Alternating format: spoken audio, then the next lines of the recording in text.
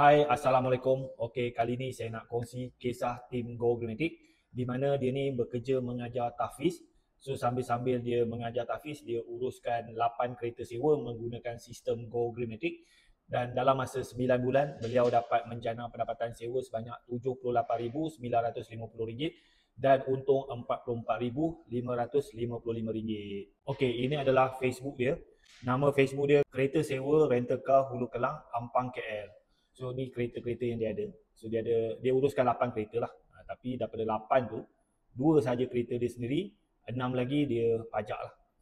Kereta sewa rental car Hulu Kelang Ampang KL ni, dia sertai Go Gramatik pada 28 April 2024. Bekerja sebagai guru tahfiz, mulakan bisnes kereta sewa untuk bantu sekolah tahfiz. Okey, ini adalah rekod sewaan dan untung kasar beliau pada tahun 2025.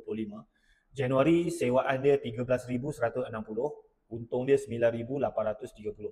Februari sewaan dia 14,040, untung dia 7,090.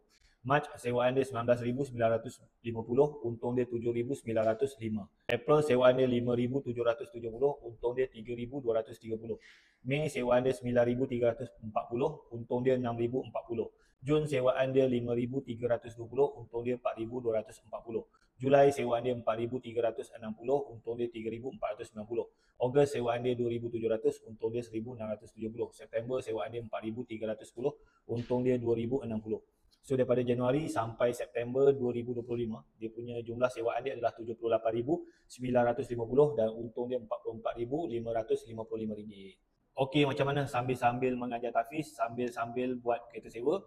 So dalam masa 9 bulan, beliau dapat menjana pendapatan sewa sebanyak RM78,950 dan untung RM44,555.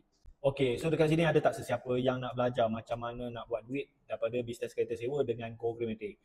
Untuk you sertai Go Gramatik, kita kenakan yuran pendaftaran RM300 setahun. So kita bagi group support, kita bagi training, kita bagi sistem laman web, template dokumen sewa, bahan-bahan pemasaran, sistem untuk tapis pelanggan, dan kalau you perlukan kereta ataupun motor, Go Gramatik pun boleh bagi kereta dan motor dalam bentuk pajakan.